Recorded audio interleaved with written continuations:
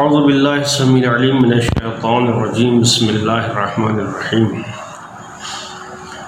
والصلاة والسلام وتحیۃ والاکرام علی سید الانبیاء والمرسلین وآلہ الطیبین الطاہرین اما بعد۔ عزیزان، تمام حاضرین و ناظرین اور مومنین کی خدمت میں السلام علیکم ورحمۃ اللہ۔ ایک بار ہم پھر آپ حضرات کی خدمت میں نماز کے کچھ اہم مسائل کے ساتھ حاضر ہونے کا شرف حاصل کر رہے ہیں۔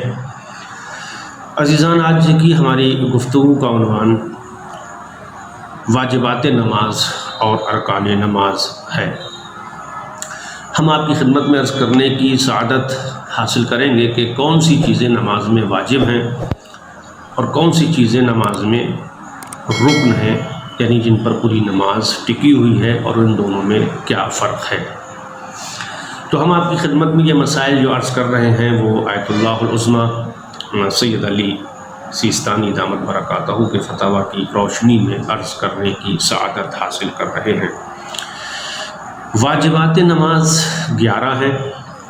نمبر 1 نیت، تکبیرۃ الاحرام، قیام، ذکر، رکوع، سجود، قرات، تشہد، سلام، ترتیب اور موالات۔ یہ 11 چیزیں ہیں کہ جو واجبات نماز کہی جاتی ہیں۔ نیت کسے کہتے ہیں آپ جانتے ہیں۔ نیت دل میں ہوتی ہے، نیت کے لیے الفاظ نہیں ہوتے، کیونکہ نیت سنی نہیں جاتی ہے، نیت سمجھی جاتی ہے۔ تو روبہ قبلہ کھڑے ہو کر نماز کا تحیہ کرے، یہ ارادہ کر کے کہ جو کچھ میں انجام عمل دینے جا رہا ہوں، یعنی نماز پڑھنے جا رہا ہوں، یہ حکم الہی کی بجا آوری کرنے کے لیے۔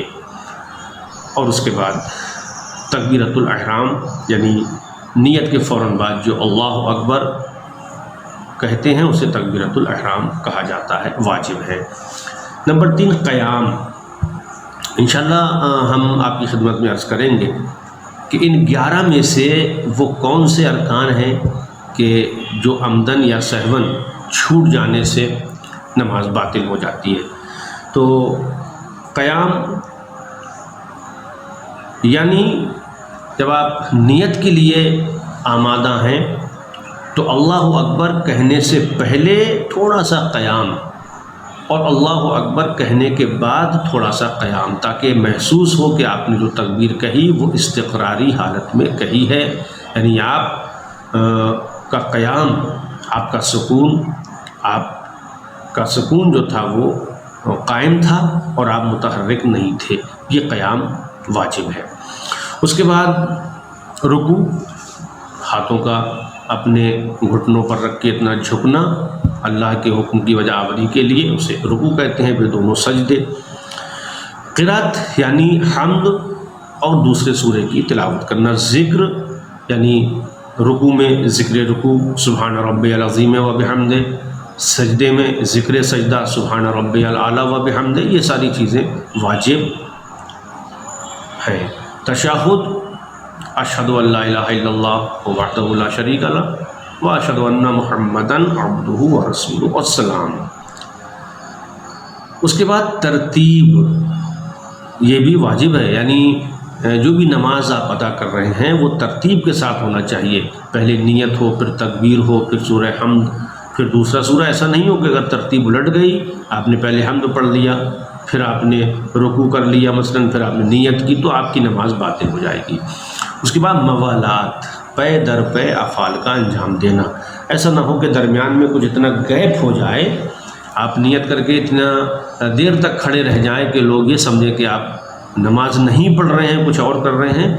تو یہ جو گیپ آ گیا سورہ حمد اور نیت کے درمیان میں، یا تکبیر کے درمیان میں، یا رکوع کر کے آپ کھڑے ہوئے اور سجدے میں آپ نہیں جا رہے ہیں، بہت دیر تک کھڑے رہ گئے، لوگ یہ سوچ لیں کہ آپ نماز کی حالت سے باہر ہیں، تو ایسی صورت میں آپ کی نماز باطل ہو جائے گی۔ لہٰذا ضروری ہے کہ ترتیب کے ساتھ نماز میں موالات بھی ہوں۔ تو یہ 11 چیزیں وہ ہیں کہ جو واجبات نماز کہلاتی ہیں۔ اب ان میں سے 5 ایسی چیزیں ہیں کہ جو عمدن یا سہون انسان نے اگر چھوڑ دی ہیں تو اس کی نماز باطل ہو جاتی ہے۔ وہ 5 کون کون سی ہیں؟ نیت، اگر نیت کرنا انسان بھول گیا ہے تو اس کی نماز باطل ہو گئی۔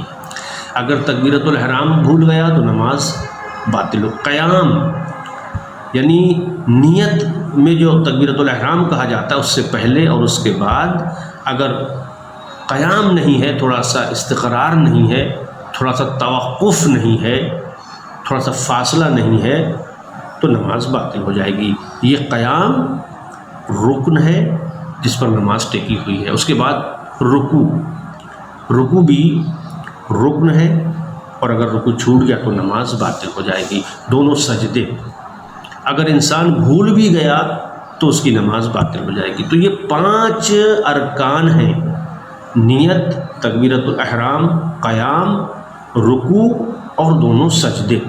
یہ کیا ہیں؟ یہ واجب رکنی ہیں، یعنی اگر ان کو آپ نے عمدن جان بوجھ کر یا بھولے سے چھوڑ دیا یا یہ چھٹ گئے تو آپ کی نماز باطل ہو جائے گی۔ لیکن جو اور بقیہ 6 بچے وہ اگر آپ بھول گئے یا عمدن سہون طریقے سے بھول گئے تو آپ کی نماز باطل نہیں ہوگی۔ اس کی تصحیح کے لیے فقہ نے بڑے مسائل بیان کیے ہیں جن کی اس وقت ہم ضرورت محسوس نہیں کر رہے ہیں۔ والسلام علیکم ورحمۃ اللہ وبرکاتہ۔